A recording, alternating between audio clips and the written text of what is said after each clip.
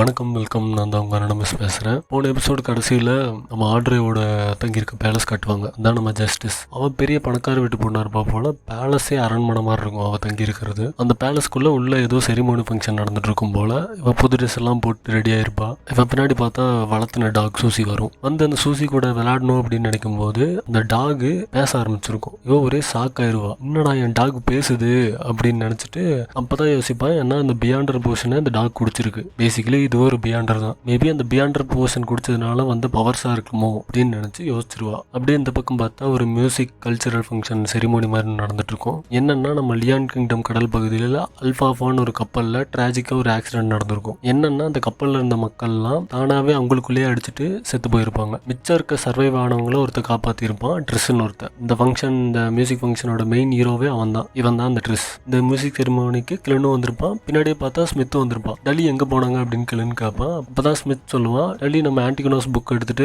Head quarters போயிட்டா.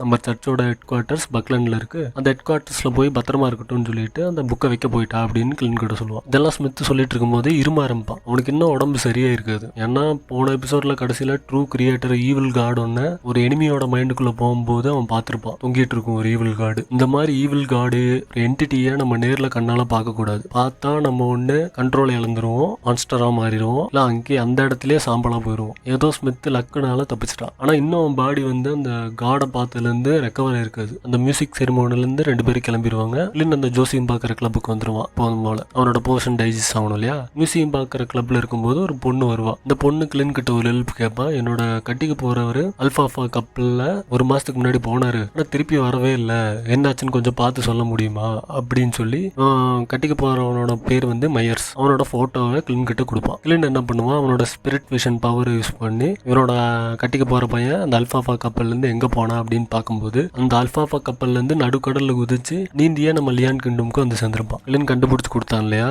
அதனால அந்த பொண்ணு வந்து அவன் கட்டிக்கு போறவனை கூட்டிட்டு வருவா. அவனை பார்க்கறதுக்காக கூட்டிட்டு வரும்போது அந்த ஹீரோன்னு சொல்றாங்க இல்லையா, அந்த கப்பலை சில பேர்த்த சர்வைவர்ஸை காப்பாத்தினான்னு அவனுக்கும் தேங்க்ஸ் சொல்லிட்டு போவா. அவன் ஒரு வண்டியில் ஏறி போயிடுவான். திரும்பி போகும்போது ஸ்மித்தையும் கிளினையும் கொஞ்சம் முறைச்சு பார்த்துட்டு தான் போவான் சைஸா. அந்த பொண்ணு அவனோட கட்டிக்கு போற பையனை கிளின் கிட்ட இன்ட்ரடியூஸ் பண்ணி இவங்க தான் உங்களை காப்பாத்துனது, எங்க இருக்காங்கன்னு சொன்னது அப்படின்னு சொல்லி தேங்க்யூ சொல்ல வைப்பா. கிளின் அந்த பையனோட உடம்ப நோட் பண்ணுவான். கொஞ்சம் ஏதோ சரியா இருந்திருக்காது, அவன் ஏதோ கஷ்டத்துல இருக்கான்னு தெரிய வரும். நான் கொஞ்சம் உங்களை செக் பண்ணணும்னு சொல்லி அந்த மேயர்ஸ் அந்த பையனை வந்து உள்ள கூட்டிட்டு போய் உட்கார வச்சு செக் பண்ணுவான். செக் பண்ணும்போது கேட்பான், உங்களுக்கு ஏதாவது உடம்புல பிரச்சனையா, ஏதாவது பிரச்சனை இருந்தா சொல்லுங்க அப்படின்னு கேட்கும்போது அந்த மேயர்ஸ் அந்த பையன் என்ன சொல்லுவான்னா, எனக்கு அந்த கப்பல்ல இருந்து வந்ததுல இருந்து எனக்கு கெட்ட கனவுகள் வந்துகிட்டே இருக்கு, ஒரு மாதிரி ஒரே கெட்ட கனவு மறுபடியும் எனக்கு வந்துகிட்டே இருக்கு அப்படின்னு சொல்லுவான். சரின்னு சொல்லிட்டு நம்ம கிளனும் அவனோட பெண்டலும் யூஸ் பண்ணி அவன் கனவுக்குள்ள போய் பார்ப்பான். கனவுக்குள்ள போன அப்புறம் தான் தெரியும் அந்த கப்பல்ல இருந்தவங்க எல்லாருமே தன்னைத்தானே சூசைட் பண்ணிக்கிற மாதிரி விழுந்து செத்துருப்பாங்க. ஏன்னே அவனுக்கு புரியாது. குழந்தைய ஒருத்தன் தூக்கி போட்டிருப்பான், இவனே தானே தண்ணியில விழுந்திருப்பான் ஒருத்தன். இதெல்லாம் ஏன்னே தெரியாது. டக்குன்னு திரும்பி பார்க்கும்போது தெரியும் இவனுக்கு தெரிஞ்ச முகம் ஏதோ அந்த கப்பல்ல இருந்த மாதிரி தெரியும். அது வேற யாரும் இல்லை, இந்த கிறிஸ் தான். இந்த கப்பல்ல மிச்சமான சர்வைவர்ஸை காப்பாத்தினான்னு சொன்னால அந்த ஹீரோன்ட்டு அவனும் அந்த கப்பல்ல இருந்திருப்பான். இல்லைன்னு தான் கண்டுபிடிச்சிட்டான் இல்லையா. டக்குன்னு அந்த ட்ரீம் விட்டு வெளியே வரலாம்னு நினைக்கும்போது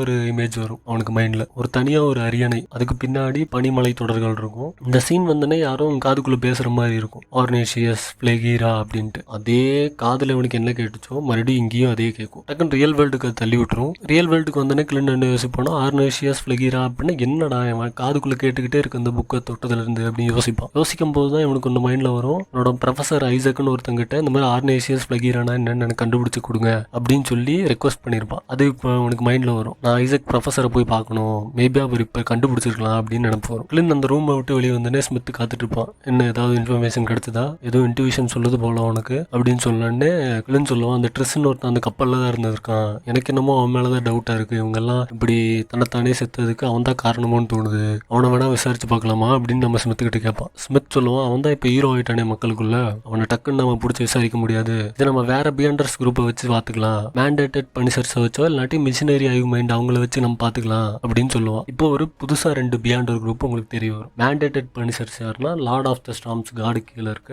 பியாண்டர் குரூப். உங்களுக்கு இன்னொரு சர்ச் இருக்கு லியான் கிங்டம்ல. மிஷினரி ஐவ் மைண்ட் யாருன்னு பாத்தீங்கன்னா God of the steam and missionary, இந்த காடோட சர்ச்சு கீழே இருக்க பியாண்டர்ஸ் தான் இவங்க. இந்த 2 குரூப்பை வச்சு விசாரிக்கலாம் அப்படின்னு சொல்லி ஸ்மித் நமக்கு கிட்ட சொல்லிடுவான். அடுத்த சீன்ல நான் அந்த கப்பல்ல சர்வே ஆனவங்கலாம் காப்பாத்தினேன் அப்படின்னு சொல்லி ஹீரோ ட்ரெஸ்ன்னு சுத்திட்டு இருக்கான் இல்லையா, அவன் 2 பொண்ணும் கூட பெட்ல படுத்துட்டு இருப்பான். அடுத்து தூங்கிட்டு இருக்கும்போது டக்குன்னு யாரோ இந்த ரூம்குள்ள வந்த மாதிரி தெரியும். முழிச்சு பார்த்தா அந்த ஜன்னல் கிட்ட ஒருத்தர் நின்றுப்பான். நீயா அப்படின்னு சொல்லி கேட்பான். அப்பதான் காட்டுவாங்க இவனும் ஒரு பியாண்டர், அசாசின் பாத்வே சீக்வன்ஸ் 8 இன்ஸ்டிகேட்டர். இந்த அந்த ரூம்குள்ள வந்தவன் என்ன சொல்லுவான்னா, ஓகே கரெக்டா மிஷினை முடிச்சுட்டு போல, இது யாரு 2 பேரு கூட படுத்துட்டு இருக்கிறது அப்படின்னு கேட்பான். ட்ரிஸ் சொல்லுவான், இந்த 2 பொண்ணுங்களோட ஹஸ்பண்ட்ஸ் அவங்களுக்குள்ளேயே சண்டையை மூட்டி விட்டு சாக வச்சிட்டேன் அப்படின்பா. ஓ நீ கெட்டிக்காரன் தான்டா அப்படின்னு அவ சொல்லுவா. புதுசா இந்த ரூம்குள்ள வந்தவன் என்ன சொல்லுவா, நீ பண்ண போற அடுத்த மிஷினுக்கான அட்வான்ஸ் அதை வச்சுக்கோ, உன்னோட அடுத்த சீக்வன்ஸ் 7க்கான போர்ஷன் இது அப்படின்னு சொல்லி அவங்ககிட்ட கொடுத்துட்டு அவனுக்கு என்ன மிஷினு அப்படிங்கறத சொல்லிடுவா. அப்படியே அந்த பக்கம் பார்த்தா நம்ம நீல் கிளின்னு கூட்டிட்டு அண்டர் கிரவுண்ட் பிளாக் மார்க்கெட்டுக்கு கூட்டிட்டு போவார். இந்த பிளாக் மார்க்கெட்ல என்ன இருக்குன்னா, பியாண்டர்ஸ்க்கு தேவையான மேஜிக் மெட்டீரியல்ஸ், சாம்ஸ், என்ன வேணுமோ மேஜிக் மெட்டீரியல்ஸ் எல்லாமே இருக்கும். லிஃப்ட் வழியா கீழே கூட்டிட்டு போவார். கீழே கூட்டிட்டு போயிட்டு இருக்கும்போது பைத்தியக்கார மாதிரி ஒருத்தன் கிளின் மேலேயே வந்து விழுந்து உன் மேல செத்த வாடை அடிக்குதுடா அப்படின்னு சொல்லி கத்திட்டு இருப்பான். கீழே இடையில வந்துட்டு அவனையெல்லாம் கண்டுக்காத ஒரு பைத்தியக்காரன் அப்படின்னு சொல்லிட்டு அவனை கிளினை கூட்டிட்டு போயிட்டு வரு. கிளின் யோசிப்பான், அவன் சொல்றதும் உண்மைதான், செத்த உடம்புல இருந்தா நானே உயிரோட வெளியே வந்திருக்கேன். இந்த பிளாக் மார்க்கெட்ல என்ன பொருள் வாங்கலாம் அப்படின்னு சொல்லி பாட்டு போது எல்லாமே எக்ஸ்பென்சிவா இருக்கும். இன்னும் கூட வாங்குற மாதிரி ஒரு பிரைஸ்ல இருக்காது. அந்த பிளாக் மார்க்கெட்டுக்குள்ளே யாரோ அவனுக்கு தெரிஞ்ச முகம் மாதிரி ஒருத்தன் கிராஸ் ஆகி போற மாதிரி தெரியும். யாரா அது அப்படின்னு சொல்லிட்டு பின்னாடி ஃபாலோ பண்ணி பார்த்தா அது ட்ரெஸ், வேற யாரும் இல்லை. இவனும் அந்த பிளாக் மார்க்கெட்டுக்குள்ள வந்திருப்பான் ஏதோ ஒரு பொருள் வாங்கணுங்கிறதுக்காக. இந்த ட்ரெஸ் போயிட்டு இருக்கும்போது டக்குன்னு சில பேர் சுத்தி இருக்கவங்களே அவனை துரத்த ஆரம்பிச்சிருவாங்க. பார்த்தா பியாண்டர்ஸ் தான் துரத்திட்டு இருப்பாங்க. வேற யாரும் இல்லை, mandated punishers, lord of the storms கீழே இருக்காங்க இல்லையா, அந்த பியாண்டர் குரூப்பை இவனை துரத்திட்டு போயிட்டு இருப்பாங்க. கிளின் அதை நோட் பண்ணிட்டு இவனும் பின்னாடியே போவான். பின்னாடி போகும்போது இவன் துரத்திட்டு இருக்காங்க இல்லையா, இவன் தப்பிக்கலாம் அப்படின்னு நினைக்கும் போது கரெக்டா அவன் மேல ஒரு புல்லட் சுட்டுருவாங்க பியாண்டர்ஸ். சுட்டோடனே சுட்டல அவன் தலையில போட்டிருக்க ஆட் பார்த்தீங்கன்னா கீழே விழுந்துரும். இதை நோட் பண்ண கிளின் அந்த ஆட் எடுத்துட்டு மறுபடியும் தப்பிச்சு மேலேயே போயிடுவான் அண்டர் கிரவுண்ட்ல இருந்து. கிளின்னும் நீலும் அவனை துரத்திட்டே போவாங்க. போகும்போது பார்த்தா கரெக்டா வெளியே ஸ்மித் நின்று இருப்பான். எல்லாத்தையும் கொண்டு போட்டு போயிருப்பான். ஸ்மித் சொல்லுவான், கிளின் அவனோட ஆட் உங்ககிட்ட தான் இருக்கு, டவுசிங் ராடை யூஸ் பண்ணி அவன் எங்க இருக்கான்னு கண்டுபிடி அப்படின்னு சொன்னோன்னே அவன் டவுசிங் ராடை யூஸ் பண்ணி அவனோட ஆட்டை வச்சு எங்க இருக்கான் அப்படின்னு சொல்லி தேடி பார்ப்பான். 2 பேரும் குதிரை வண்டியில ஏறுவாங்க. தேடி போயிட்டு இருக்கும்போது தான் அப்பதான் ஸ்மித் இவனோட டீட்டெயில் பத்தி எல்லாமே சொல்லுவான். இவன் அசாசின் பாத்வே பியாண்டர் சீக்வன்ஸ் 8 இன்ஸ்டிகேட்டர்ல இருக்கான்னு சொல்லுவான். இந்த அசாசின் பாத்வேங்கிறது டீமனஸ் செக்டார் அப்படின்னு ஒரு ஆர்கனைசேஷனை சேர்ந்தது. இந்த ஆர்கனைசேஷன்ல இருக்கவங்க எல்லாம் பிரெமோடியல் டீமனஸ் அப்படிங்கிற ஒரு ஈவில் கார்டை கும்பிட்றவங்க. இவங்களுக்கும் நிறைய ஈவில் மோட்டிவ்லாம் இருக்கு. ஆனா இவங்க மட்டும் ஆன்டிகோனஸ் நோட் புக்கை தேடல, வேற ஏதோ பண்ணிட்டு இருக்கானுங்க. மொத்தத்தில் பாத்தீங்கன்னா எவ்வளவு ஈவில் குரூப், எவ்வளவு ஈவில் ஆர்கனைசேஷன் பாருங்க. சீக்ரெட் ஆர்டர், அரோரா ஆர்டர், இப்போ பாத்தீங்கன்னா டீமனஸ் செக்டார்னு இன்னொரு ஈவில் ஆர்கனைசேஷன். இந்த டீடைல்ஸ் எல்லாம் கிளீன் கேட்டுட்டே கரெக்டா லொகேஷன் வந்துருவாங்க. இந்த டவுசிங் ராடு ஒரு ஹோட்டல தான் காட்டும், இங்கதான் இருக்கான் அப்படின்னு சொல்லி. அங்க இருக்கிற போலீஸ் எல்லாம் கூப்பிட்டு உள்ள இருக்கவங்க எல்லாம் வெளியே அனுப்புவாங்க. செக் பண்ணி பார்க்கலாம், உள்ள போய் செக் பண்ணுவாங்க. பார்த்தா அங்க யாருமே இருக்க மாட்டாங்க. ட்ரெஸ்ஸோட அடையாளமே காணாம போயிருக்கும். உள்ள இருக்க அந்த ஹோட்டலுக்குள்ள இருக்க பெண்கள்லாம் வெளியும் போயிரு. ஒரு பொண்ணு வந்து தடுமாறி கிளீன் மேல விழுந்துரும். கிளீன் பார்த்து போங்க அப்படின்னு சொல்லி அந்த பொண்ணை வந்து குதிரை வண்டியில ஏற்றி எல்லாரும் அனுப்பி விட்டுருவாங்க. இந்த பொண்ணை கொஞ்சம் நோட் பண்ணிக்கோங்க கரெக்டா. ஓகே, 3 பியாண்டர் குரூப் தேடியும் ட்ரெஸ்ஸை கண்டே பிடிக்க முடியாது. 2 வாரமா அவன் எங்க போனானே தெரியல. காணாம போயிட்டா டிங்கன் சட்டியை விட்டு அப்படின்னு முடிவு பண்ணிட்டாங்க. அந்த 2 வாரத்துல கிளீன் என்ன பண்ணுவான்னா, ஜோசியம் பாக்குற கிளப்புக்கு போவான். அவனோட போர்ஷனை டைஜஸ்ட் பண்றதுக்காக நிறைய மக்கள் கிட்ட பேசுவான். பாக்குற வேலை பியாண்டருக்கு சர்ச்சுக்கு அப்ளை பண்ணுவான். எனக்கு கொஞ்சம் எக்ஸ்ட்ராவா சம்பளம் வேணும் அப்படின்னு சொல்லி அப்ளை பண்ணுவான். பார்த்தா அவங்களுக்கு கொடுத்துருவாங்க. இப்ப கிளீனோட சம்பளம் பாத்தீங்கன்னா 6 பவுண்டு. டெரோட் கிளப் மேல கிரே ஃபாக்ல மீட்டிங் சுமூகமா போயிட்டு இருக்கும். எல்லாமே இன்ஃபர்மேஷன் ஷேர் பண்ணிப்பாங்க. இவனும் கொஞ்சம் காம்பேட் ட்ரைனிங் எல்லாம் கத்துப்பான். பிசிக்கலா எப்படி ஒருத்தங்களை அட்டாக் பண்றது அப்படிங்கிற மிலிட்டரி ட்ரைனிங் மாதிரி இல்ல காம்பேட் ட்ரைனிங்ஸ் எல்லாம் கத்துட்டு இருப்பான். சுமூகமா போயிட்டு இருக்கும் அந்த நாள் வர்ற வரைக்கும். 2 வாரம் கழிச்சு மறுபடியும் டிங்கன் சிட்டிக்குள்ள டெத் கேசஸ் அதிகமாயிட்டு இருக்கும். நோய் வந்து நிறைய பேர் சாவாங்க. ஒருத்தர் என்னன்னா சூசைட் பண்ணி எரிஞ்சு சாவான். இந்த மாதிரி டெத் கேசஸ் அதிகமாயிட்டு இருக்கும். இது வந்து நம்ம பியாண்டர் குரூப் தெரிய வந்து லியோனார்டோ கிளின்ன வீட்டுக்கே வந்து கூப்பிட்டு டெத் கேசஸ் அதிகமாயிட்டு இருக்கு, எனக்கு தெரிஞ்சு இது ஒரு பியாண்டர் வேலையா இருக்கும்னு நினைக்கிறேன் வா அப்படின்னு சொல்லி 3 ஆர்கனைசேஷனும் இறந்தவங்களோட பிணங்களை போய் பார்ப்பாங்க. அவங்களுக்கு ஒண்ணுமே புரியாது, எப்படி இவங்கெல்லாம் சாகுறாங்க எதுவுமே புரியாது. கிளின்னும் லியோனார்டோ கடைசியா ஒரு வயசான அம்மா வந்து ஹார்ட் டிசீஸால இறந்திருப்பாங்க. கிளின் அந்த வயசான அம்மாவோட ட்ரெஸ்ஸை எடுத்து செக் பண்ணுவான். இவங்களுக்கு ஏதாவது நடந்திருக்குமா, என்ன நடந்திருக்கும் அப்படின்னு செக் பண்ணும்போது இந்த வயசான அம்மா சாகருக்கு ஒரு நாளைக்கு முன்னாடி யாரோ ஒரு வயசு பொண்ணு வந்து முதுகு மேல தட்டிட்டு போயிருப்பாங்க. இப்ப இறந்தாங்களே நிறைய பேர், அவங்களோட எல்லா உடைமைகளும் செக் பண்ணி பார்க்கும்போது இந்த மாதிரி அவங்க சாகருக்கு ஒரு நாளைக்கு முன்னாடி யாரோ வயசு பொண்ணு வந்து இவங்க முதுகுலையோ ஏதோ ஒரு இடத்துல தட்டிட்டு போயிருப்பாங்க. டச் பண்ணிட்டு போயிருப்பாங்க. இந்த கிளின் நோட் பண்ணி 3 ஆர்கனைசேஷனும் கூட்டம் போட்டு யார் பண்ணிருப்பா, என்ன நடந்திருக்கும் அப்படின்னு டிஸ்கஸ் பண்ணிருக்கும்போது கிளினுக்கு மண்டையில ஒன்று மாட்டோம். பட் டெத்தான எல்லா விக்டம்ஸ்க்குமே ஏதோ ஒரு இல்னஸ் இருந்திருக்கும். அவங்க கொஞ்ச நாள்ல இறந்துருவாங்க அவங்களே. ஆனா இந்த விக்டம்ஸ் எல்லாம் இல்னஸ்னால சாகறக்குள்ள அவங்களோட ஆயுள் காலத்தை கம்மி பண்ணணும் அப்படின்னு அவங்களோட லைஃபை புரிஞ்சிருப்பா யாரும் அப்படிங்கிறது மட்டும் ஒன்று ஞாபகம் வரும். கடைசியா அவங்களுக்கு புரிஞ்சிருச்சு. இப்போ கிளின் என்ன பண்ணுவான்னா, இறந்தவங்களோட ஒரு விக்டமோட பொருள் வச்சு அந்த யங் பொண்ணு டச் பண்ணிருப்பா இல்லையா ஏதாவது ட்ரெஸ்ஸை, அந்த ட்ரெஸ்ஸை யூஸ் பண்ணி அவன் எங்க இருக்கா அப்படின்னு தேடி பார்ப்பான். டிங்கன் சிட்டி பெருசாச்சு அப்படின்னு சொல்லி எல்லா இடத்தையும் தேடி பார்ப்பாங்க, கிடைக்காது. உங்க ஒரு ஐடியா பண்ணுவாங்க, எங்க வந்து டெத் ரேட் அதிகமா இருக்கோ அந்த இடத்துல தேடி பார்க்கலாம் அப்படின்னு முடிவு பண்ணுவாங்க. கிளின் கரெக்டா தேடி பார்க்கும்போது ஒரு பழைய மேன்ஷன் அதை தான் காட்டும். நம்ம ஃப்ரை, லியோனார்டு, ஸ்மித், கிளின் 4 பேரும் அந்த மேன்ஷனுக்கு முன்னாடி போய் நிற்பாங்க. கிளின் சொல்லுவான், எனக்கு தெரிஞ்சு இந்த கொலைக்கெல்லாம் காரணமானவன் இதுக்குள்ளதான் இருக்கணும், மேபி அவனும் பியாண்டரா இருக்கலாம், கன்ஃபார்ம் சார் ஸ்மித் அப்படின்னு சொல்லுவான். ஸ்மித் என்ன பண்ணுவான், எல்லாரும் உள்ள போறதுக்கு முன்னாடி நைட் மேர் ஸ்பெல் போட்டுக்கிறேன், வெயிட் பண்ணுங்க அப்படின்னு சொல்லி நைட் மேர் ஸ்பெல்ல போட்டுருவான். இவனோட ஸ்பெஷல் பவரே நைட் மேர் தான். நைட் மேர் என்னன்னா அந்த இடத்துக்குள்ள ஒரு சரௌண்டிங்ல நைட் மேரை போட்டுருவான். ஆனா உள்ள நடக்கிறது எல்லாமே உங்களுக்கு காயமே பட்டாலும் அவங்க நைட் மேருக்குள்ளதான் இருப்பாங்க, உங்களுக்கு ஒன்றும் ஆகாது. ஆனா உள்ள இருக்க எனிமிக்கு நான் நைட் மேருக்குள்ளதான் இருக்கேன் அப்படின்னு தெரிஞ்சிருச்சுன்னா உசாராயிருவான். இல்ல நைட் மேருக்குள்ள இல்ல நான் இன்னும் ரியல் லெவலுக்குள்ளதான் இருக்கேன் அப்படின்னா அவன் மாட்டிப்பான். அந்த மேன்ஷனுக்குள்ள இருக்கவளுக்கு இவங்க வந்துட்டாங்கன்னு தெரிஞ்சிடும். கண்ணாடி உடையும் லைட்டா அவங்க உள்ள வந்தோடனே அதுலயே கண்டுபிடிச்சிருவா உள்ள வந்துட்டாங்க அப்படின்னு. அவன் என்ன பண்ணுவான்னா ஒரு போர்ஷன் எடுத்து அவன் மேலேயே ஊத்திப்பா, பார்த்தா இன்விசிபிள் ஆயிருவா. இன்விசிபிள் போர்ஷன் யூஸ் பண்ணிருப்பா. அப்பதான் இன்விசிபிள் ஆயிட்டால மேன்ஷன்ல இருந்து வெளியே வந்து கூரை மேல உட்காந்துப்பா. யாரு ஃபர்ஸ்ட் அட்டாக் பண்ண வருவான்னா நம்ம ஃப்ரை தான் அட்டாக் பண்ண வருவான். உள்ள நுழையலாம் மேன்ஷனுக்குள்ள அப்படின்னு ஃப்ரை ஓடுவான். டக்குன்னு பின்னாடி வந்து குத்துவா.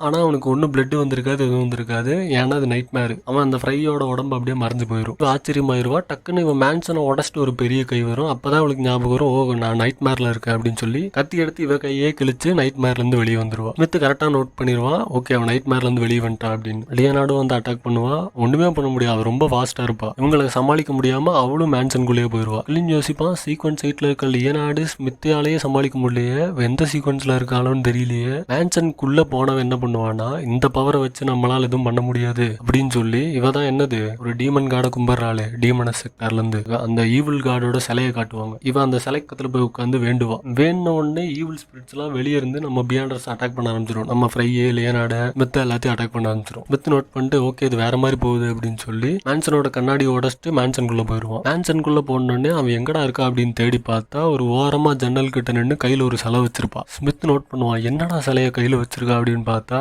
பிரமோடியல் டீமனஸோட ஈவில் கார்டோட சிலையை கையில வச்சிருப்பா. அந்த சிலையை கையில வச்சு ஸ்மித் அட்டாக் பண்ணுவா. ஸ்மித்துக்கு என்ன பண்றதுனே தெரியாது, ஏதாவது பண்ணி ஆகணுமே அப்படின்னு சொல்லி இருக்கிறதுலே அவங்க கிட்ட இருக்க பவர்ஃபுல் ஸ்பெல் ஸ்லீப்லெஸ் யூஸ் பண்ணுவான். யூஸ் பண்ணி இந்த அட்டாக்கை தடுத்துருவான். ஆனா ஏற்கனவே இதுக்கு முன்னாடியே ஒரு ட்ரூ கிரியேட்டர்னு ஒரு ஈவில் கார்டை பார்த்தான், அதுலயே அவனுக்கு உடம்பு முடியல. இந்த ஒரு கார்டை வேற சண்டை போட்டான், இல்ல ரத்த வாந்தி வேற எடுக்க ஆரம்பிச்சிருவான். அவன் என்ன பண்ணுவான், இதான் சான்ஸ் அப்படின்னு சொல்லி தப்பிச்சு போலான்னு தப்பிச்சு போவான். வெளியே தான் நம்ம லியோனார்டு இருக்கானே அவனும் வந்து அட்டாக் பண்ணுவான், ஒன்னும் பண்ண முடியாது. இவன் என்ன பண்ணுவான்னா ஒரு பூ ஊசி மாதிரி இருக்கும், அந்த பூவை அவன் கையிலேயே சொருகிடுவான், ஊசி மாதிரி தீருவான். இவ்வளவு இன்விசிபிள் ஆகி ஓட ஆரம்பிச்சிருவா. லியோனார்டுக்கு ஒண்ணுமே புரியாது, எதுக்கு இந்த பூ வந்து நம்ம கையில குத்துச்சு அப்படின்னு பார்த்தா அந்த பூ மறைஞ்சு ஒரு சைடா போகும். இதை லியோனார்டு நோட் பண்ணி பின்னாடியே போவான். அந்த பூ பாத்தீங்கன்னா அவ கையில போயிடும். லியோனார்டு நின்றுட்டு அவனோட நிழல பார்ப்பான், ஒரு மாதிரி விசித்திரமா இருக்கும், இன்ஃபெக்ட் ஆன மாதிரி. அப்பதான் நோட் பண்ணுவான், ஓகே நம்ம மேல ஏதோ பிளாக் மேஜிக் கர்ஸ் யூஸ் பண்ணிருக்கா போல அப்படின்னு சொல்லிட்டு இவன் முடியும் நகத்தையும் பிச்சு அந்த குத்துச்சிலைய ஊசி மாதிரி அதுல இருக்க கர்ஸை ஹெட்டோட பிச்சு அப்படியே தூக்கி வீசிடுவா. அவன் அந்த பூ கிடைச்சனே கையில ஒரு மந்திரத்தை யூஸ் பண்ணுவான். யூஸ் பண்ணும்போது தான் தெரியும் இந்த நகத்தையும் முடியும்